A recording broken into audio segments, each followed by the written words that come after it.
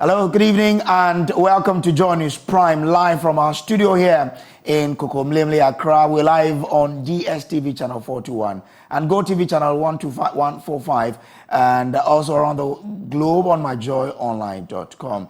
Coming up, police have arrested one person in connection with the killing of a young man captured in a viral video at Ayem in the Mpor district of the Western region. Also, minorities pending central bank picketing, garnering more support as lawyer Martin Pegbu joins calls for the removal of the Bank of Ghana governor. So Governor Addison is a co-architect of our current economic hardship. He must take the fall. Now, Chairman of the NPP Presidential Elections Committee, Professor Michael Kwe, says bearing any concession from one of the two NPP presidential aspirants who tied on fifth position, the stage is all set for a rerun to determine the fifth person to complete the top five.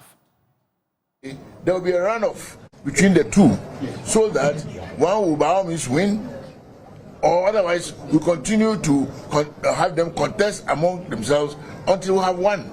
And that. We'll bring you more from the NPP Special Delegate Congress, as some delegates expressed their intention to petition the party to cancel the Special Delegate Congress. Because if all the 10 we believe can lead a party, then why go through super delegates and all those things? So if it could have been a one-shot process, because some of these things, they breed disunity. Details of all of these stories here on JoyNews Prime.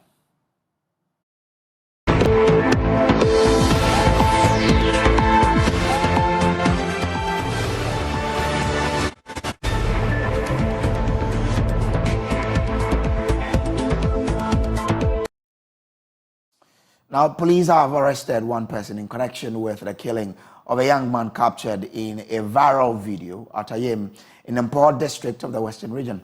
According to police, their preliminary investigation indicates that the suspect, Emmanuel Kweku, together with 5 other accomplices currently on the run, was in the process of exhibiting the potency of an alleged spiritual powers when he shot and killed the deceased, Amu Kwajo, who is also known as Malam, with a single-barrel gun loaded with an AA cartridge.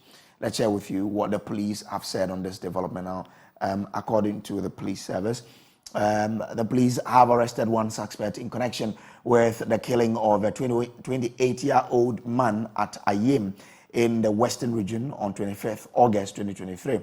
Preliminary investigations indicate that the suspect, Emmanuel Kweku, together with 5 other accomplices currently on the run, were in the process of exhibiting the potency of their alleged spiritual powers when he shot and killed the deceased, Amu Kwajo alias Malam, with a single-barrel gun loaded with AA cartridge. The suspect is currently in police custody, assisting the investigation while efforts are underway to arrest the other 5 suspects to face justice. They are advised to surrender to the nearest police station or be flushed out from their hideouts.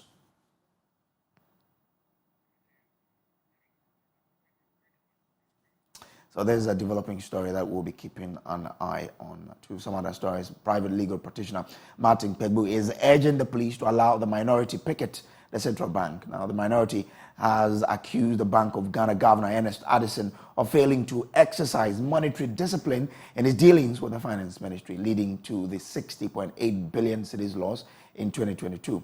According to Martin Pegbu, the minority's decision to go on a protest is long overdue and a welcome news, saying Dr. Addison had lost the plot. Describing the governor as incompetent, he noted that it was about time he was ousted for failing to ensure fiscal discipline. He spoke on news analysis show Newsfile.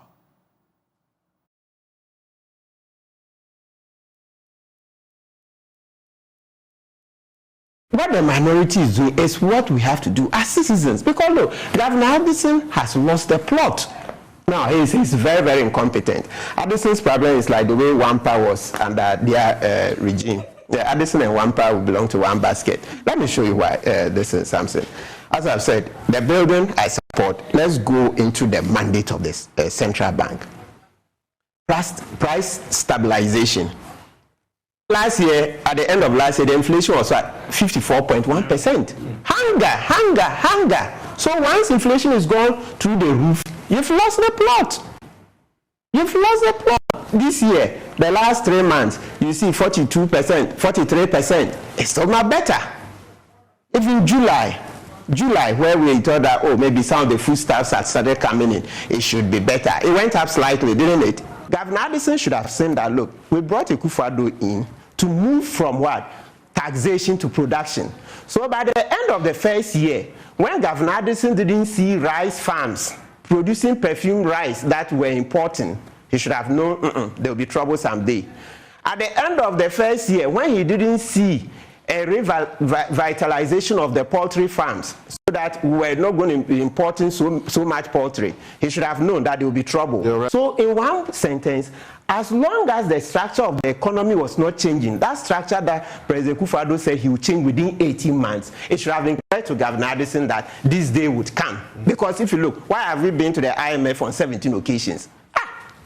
Why have we been on 17 occasions? Because the structure wasn't changing. And Akufo-Addo came on the back of coming to change from what? Taxation to production. Nuisance taxes were hailing in 2016. So look, Governor Addison has lost the plot. It means that, look, we pay so much for his foresight. But it turns out he has no foresight. That's why he has to step aside. You know, in law, it's not hindsight that we use. We use the foresight of a reasonable man. And you see that that's why we pay him. He couldn't see something. Look, let's repeat. As long as he didn't see local production of rice, oil, all those things that cause those problems for us every 3-4 years, he should have known that this day was coming. So Governor Addison is a co-architect of our current economic hardship. He must take the fall. You know, this particular demo, look, the police must give demonstrators the right to go to the Bank of Ghana. They should create a buffer, maybe 100 meters from the bank or 50 meters. But it can be done. In 2014, when Occupy Ghana went to Flagstaff, what happened? Great security. So that independence question must stop.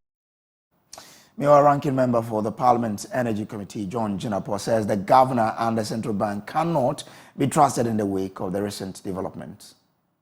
And what pains me is a level of, excuse my language, dishonesty that I'm seeing. That people think that they can use technicalities to just dribble all of us. I mean, that's what worries me. If they were frank, honest, and say, look, yes, this is what we've done. Maybe we believe that we should have done that. And that maybe going forward, we have to learn some lessons. We could somehow live with that. But this attempt to dribble us and to use jargons and technicalities and say it's just technical loss. As it stands, the equity, and like Frank, it was said 55 billion. Your equity is what shareholders bring. So at the end of the year, if you make profit, you either pay dividend or you transfer it, and then it increases your equity. You keep that equity because anything can happen. So anytime there's a loss, you fall on the equity. Now with this 55 billion, how do you deal with it? It's a critical issue. The government said 5 years. The government will have to recapitalize. If you read the IMF document, nowhere is this mentioned in our agreement with the IMF. So that one, they are not being honest with us in respect of how you deal with it. But even more importantly, is that if you read this budget, the government projected that they would engage in zero borrowing domestically. It's here. Appendix 3A, page 113, domestic, exceptional financing, zero. Do you know what government projects to borrow this year? By June, they had failed to achieve that target. And our government says it will borrow 46 billion from the domestic market. From zero to 46 billion. Look, we are heading for trouble. I'm very, very worried, looking even into the future, not the past. And we ought to be very measured and very careful.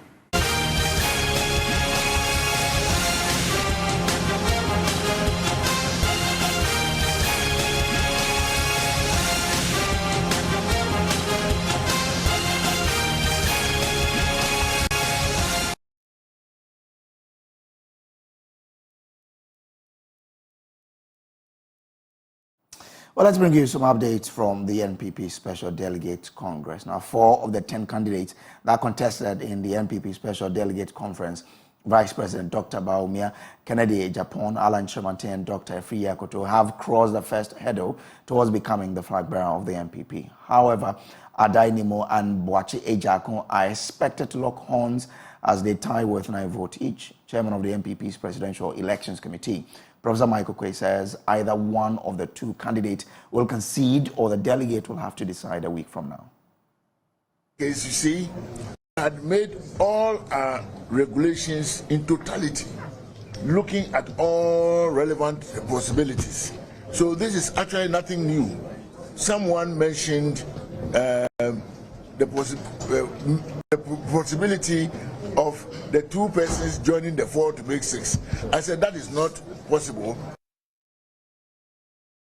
under NPP terms. The present arrangement and exercise must produce 5 and no more than 5. Therefore, accordingly, we had earlier put into regulations that in case this should happen, which now you see has happened, next week Saturday there will be a runoff between the 2, so that one will by all means win, or otherwise we continue to have them contest among themselves until we have one. And that is the essence of a runoff. So a week today, if no one has stepped aside for the other, then you look forward to another election for the 5th person. At the end of the day, we are going to present 5 contestants for the grand finale.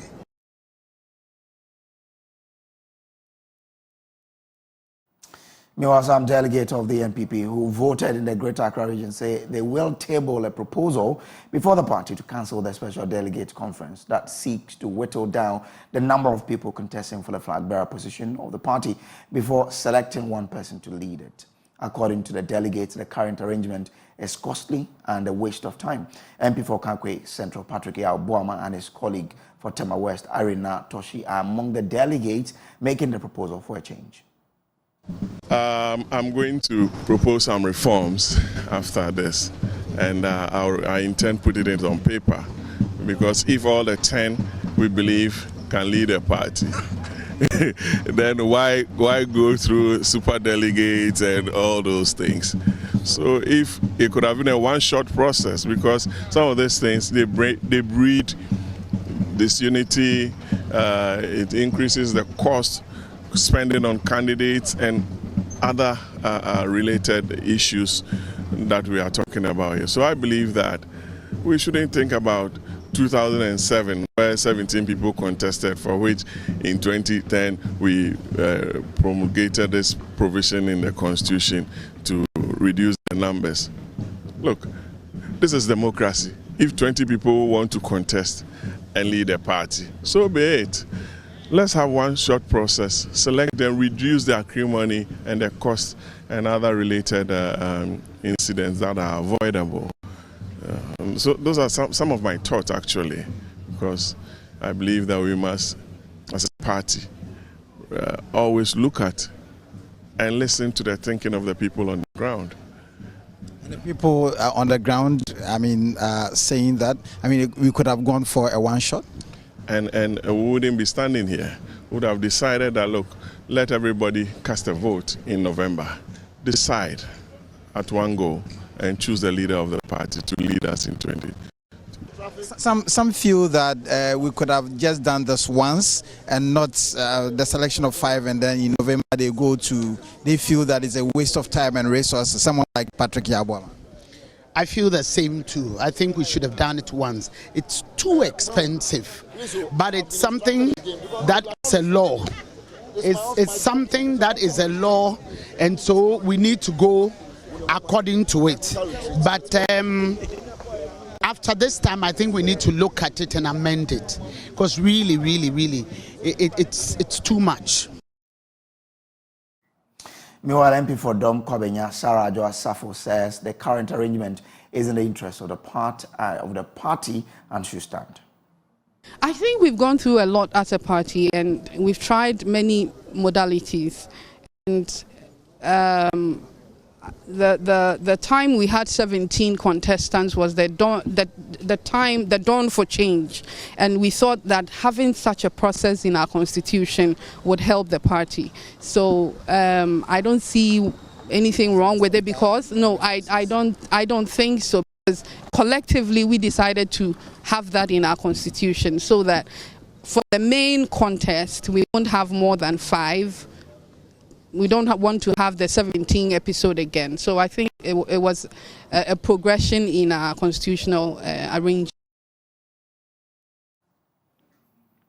Well, the NPP is congratulating all the parties for a successful delegate conference, but is saying that some party members will be referred to the disciplinary committee. This is contained in a statement the party has released a while ago. Let me share with you details of that statement. And it says, the New Patriotic Party, NPP, extends its heartfelt appreciation to all stakeholders who contributed to the successful execution of the delegate special electoral college election, which took place on Saturday, August 26, 2023. We commend the collaborative effort of the Presidential Elections Committee, the Electoral Commission, the Ghana Police Service, media partners, aspirants, delegates, supporters, and the general public for their unwavering dedication to the democratic process. We extend our congratulations to all aspirants and their supporters for their responsible conduct following the guidelines, rules, and regulations set forth for the election. Your commitment to the democratic principles of the party is acknowledged and celebrated. Now, while the majority of voting centers experience a smooth process, we acknowledge that isolated incidents occurred at certain locations. The leadership of the party unequivocally condemns such incidents and emphasizes our unwavering commitment to the integrity and fairness of the election process. Pursuant to Article 1075 of the NPP Constitution, certain individuals naming Raphael, Patrick Safo, Charles Dochi Yao Ado, Musa Sulemana, and Hobson Yaovi Adoye will be referred to the party's disciplinary committee. This is a direct response to evidence, including video and photographic materials, which suggest potential violations of the provisions outlined in Article 35A of the party's constitution and a potential misconduct under Article 47. Emphasis must be placed on the fact that Honorable Kennedy Japan, pursuant to the above mentioned constitutional provisions, will also be summoned before the disciplinary committee of the party to provide responses and further details to the accusations and threats he made against certain personalities in a video that has since gone viral on social media and mainstream media. The NPP remains committed to upholding democratic values, accountability, and the highest standards of conduct. We are confident that this disciplinary process will be conducted with fairness, transparency, and impartiality. It's signed Justin Kodia Frimpong, General Secretary. Away from politics, authorities at the Saltpond Government Hospital in the Central Region are calling on government to partner the hospital to deal with the numerous challenges it continues to grapple with on a daily basis. The health facility, built in 1920, has provided a healthcare need for more than 4 districts of the Central Region, but now it's a pale shadow of itself. Administrator of the hospital, Dr. Michael J.C. Danso, has been speaking at the launch of the 103 years of the hospital. The Saltpond Hospital, a vital lifeline for the ancient town, stands as a beacon of care.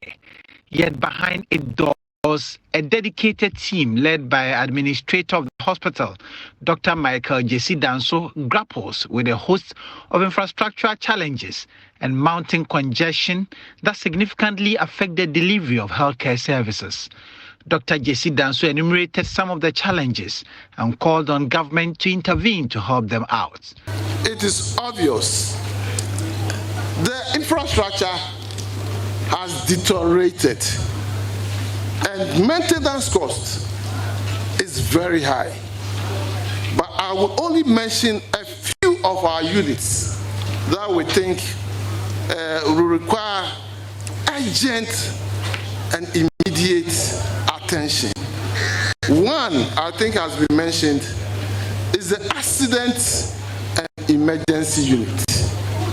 And I think we can all see the accident and emergency unit on our right. And quite frankly, for a whole accident emergency unit that has a bed capacity of 5, then you can imagine the situation we are in. If, touch wood, there is an emergency, and for instance, an RTA, road transport accident, and patients are rushed in, where do we put them? Sometimes you go in, and even for staff working in the facility, I think it's so disheartening. You go in there and you notice the congestion in the accident and emergency unit. I think we should basically be concerned about some of these things, because you never know when it will be you.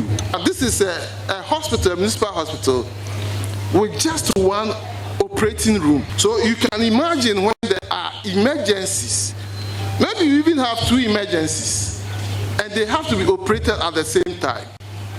It means you need to prioritize.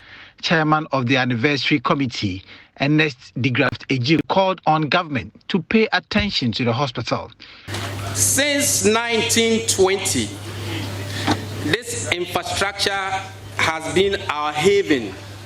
Over 100,000 people's lives have been saved by Southern government hospital.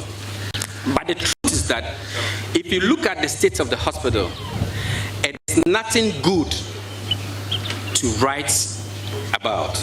We are counting on governments through other NGOs to come to our aid, to possibly look at renovating the entire hospital. Even if you, as a human being, you are 70-year-old, how do you feel in your body? More so to talk about a health infrastructure that continues to deteriorate every day. The chief of Kuntu narrated how the absence of a mother's hostel facility for the hospital is affecting people who bring their relatives to the hospital. Despite these obstacles, the hospital management says they remain resolute in their commitment to providing quality care to the people of South Point. This is still JoyNews Prime. We'll take a quick break. We'll be back with more. Stay with us.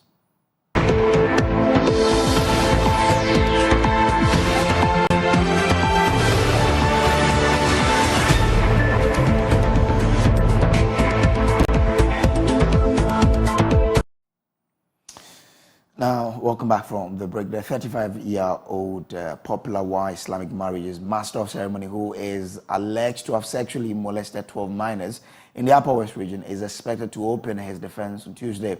5 witnesses have testified and have been cross-examined in the 10-day trial. Rashid Anata is accused of defiling 12 minors in the Wa municipality of the Upper West region in the last 2 years.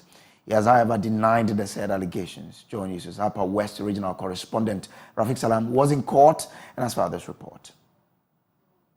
Much has changed on day number 10 of the trial of Wa Popular Islamic Marriages MC Rashid Ahmed Anata, accused of defiling 12 minors in the Wa municipality of the Upper West region. The only difference today may be the video that triggered the case and brought it to the attention of the public was rendered in evidence by the Upper West Region's Office of the Attorney General's Department, led by the Principal State Attorney, Lawyer Said Abdul Shakur. The video that actually triggered the whole process was tendered in evidence. You know, it was the video that the community found those girls, and the girls actually spoke about how their ordeal with the accused person. That's what triggered the whole process. So that was the video that we tendered in evidence, and then it was played in court. Apart from the video being tendered in evidence, Lawyer Said Abdul Shakur disclosed that they have so far had 5 witnesses testifying in the court. We called 3 of the victims, we called a medical doctor, we called the investigator, and I think we called 5 witnesses. and all the 5 witnesses. The last one testified today, and the court extensively discussed the reasons why the court thinks that the accused person has a case to answer. The presiding judge, Jonathan Abugu, in his evaluation of the case, revealed that a prima facie case has been established against the accused person, which he needs to open his defense. And that's how we wrap up the bulletin. There's more news on myjoyonline.com. On behalf of the team, please do have a pleasant evening. Remember that Probe will be here at 8 with MFA Apau. Good evening.